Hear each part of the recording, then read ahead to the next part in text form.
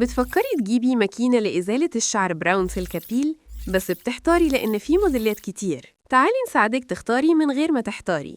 فكرة السيلكا بيل إنها بتعتمد على الملاقيط الدوارة اللي بتلف الشعر وتزيله من جذوره. علشان كده عدد الملاقيط مهم وبيميز الموديلات عن بعضها، وكل ما زاد العدد كل ما كان وظيفة المكنة أسرع. تعالي نعرفك الموديلات المختلفة وإيه الفرق بينهم. سلك أبيل 1 أبسط وأرخص موديل، عدد الملاقيط قليل 20 ملقاط، سرعة واحدة بالكهرباء مش شحن. الموديل اقتصادي ومن أرخص الموديلات في براون. ممكن نشتري ليها ملحقات بس مش كتير زي راس الحلاقة أو شفرة الوجه أو كابل مساج أو الأماكن الحساسة. لينكات الملحقات للموديل ده والموديلات الأعلى هتلاقيها في ديسكريبشن للفيديو علشان نسهل عليكي. سيلكا بيل 3 متطورة شوية عن سيلكا بيل 1، لكن نفس عدد الملاقيط 20 ملقاط. فيها لمبتلات قوية بتوضح لك الشعر الصغير، بتشتغل على سرعتين مباشر برضو مش شحن. ليها كاب مساج لتقليل الألم وده بيخليها مناسبة للمبتدئين. في منها موديلات بتيجي معاها شفرة الحلاقة ودي بتحلق الشعر بدون ألم، لكن ده ممكن يرجع تاني أسرع من النزعة، لكنها مناسبة للأماكن الحساسة. المكنة تعتبر في الفئة الاقتصادية، فأسعارها معقولة. ممكن نشتري ليها ملحقات زي شفرة الوجه أو كاب الأماكن الحساسة، ولو مش جاي معاها شفرة الحلاقة ممكن نزودها. سلك أبيل 5 هنا بندخل على مستوى أعلى، عدد الملاقيط 28 وده بيسرع عملية الإزالة عن سلك أبيل 1 و3. شكلها أطول وأرفع وده بيخليها أريح في الاستخدام مع إضاءة لد وسرعتين. في موديلات بتشتغل بالكهرباء وفي موديلات ببطارية قابلة للشحن وتشتغل 30 دقيقة. وللعلم موتور الموديلين يشتغل على بعض وحتى على موديلات 7 و9.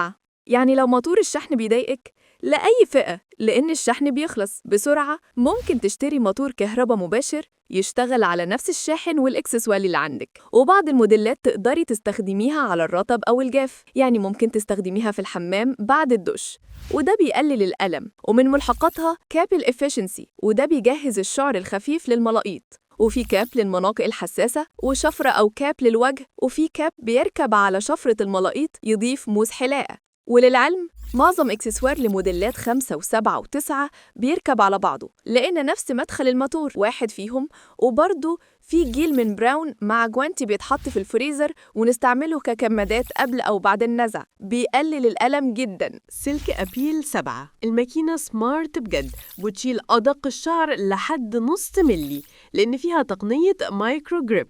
عدد الملاقيط 40 وده زي ما قلنا بيزود سرعة الإزالة. مقاومة للمية زي السلك أبيل 5. البطارية بتتشحن لمدة ساعة وتديكي حرية استخدام لمدة 40 دقيقة. تقنية سنسو سمارت بيظهر ضوء أحمر كتنبيه لما تضغطي زيادة على الجلد، حماية للجهاز. ليها رأس تدليك نشط بيساعد على تقليل الألم، وكمان حرية دوران للرأس علشان تتكيف مع منحنيات الجسم وده بيخلي الأداء والنتيجة أفضل.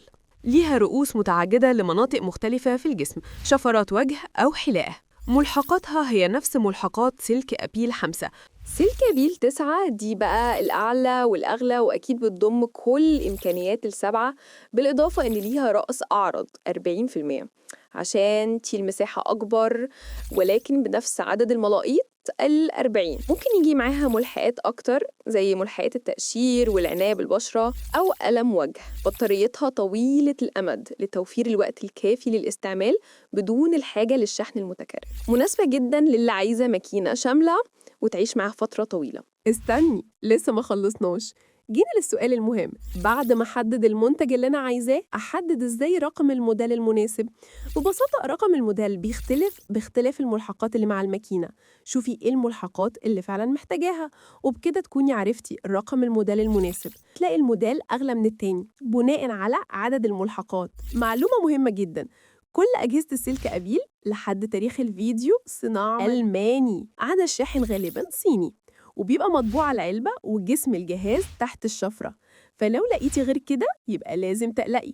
كل قطع الغيار للأجهزة وأي إكسسوري تلف فيها سواء هاد أو شفرات أو شواحن متوفرة لكل الموديلات على موقعنا الإلكتروني. طيب إيه تحذيرات الاستخدام؟ نظفي راس الجهاز قبل وبعد كل استخدام بالفرشة الصغيرة اللي معاها. لو عندك جروح، حبوب، التهابات أو حساسية بلاش تستخدمي الجهاز في المناطق دي. الماكينة دي شخصية جداً، ما ينفعش حد تاني يستخدمها معاكي. لو عندك مناسبة بلاش تستخدميها قبل المناسبة على طول، قبل المناسبة بيوم عشان ما يكونش الجلد فيه احمرار. الموديلات اللي بتتشحن اشحنيها شحن كامل قبل الاستخدام عشان ما تفصلش منك فجأة، ولما تخلص شحن افصليها على طول، لأن الشحن الزيادة بيضر الجهاز أحياناً. عشان تضمني أفضل نتيجة مرري الجهاز عكس اتجاه الشعر وما تروحيش وتيجي. التمرير في اتجاه واحد، الاتجاه اللي الضوء فيه مقابل للشعر. الهيد نتيجة ملامسة الجلد، الدهون بتدخل بين الملاقيط فبتضعف قوة المسك للملاقيط، فكل فترة رشي كحول بين الملاقيط ونضفي بالفرشة اللي بتيجي معاها. يفضل استخدم كريم أو لوشن ترطيب بعد الاستعمال عشان تهدي الجلد وتقللي الإحمرار، أو جل التبريد اللي قلنا عليه. بكده نكون اتعرفنا على كل أنواع سلك أبيل وكيفية تحديث الأجهزة اللي عندنا، وكمان محاذير الاستخدام. المعلومات اللي قلناها مهمة وسيدات كتير ما يعرفوهاش، فنشير بقى لكل أصحابنا يستفيدوا.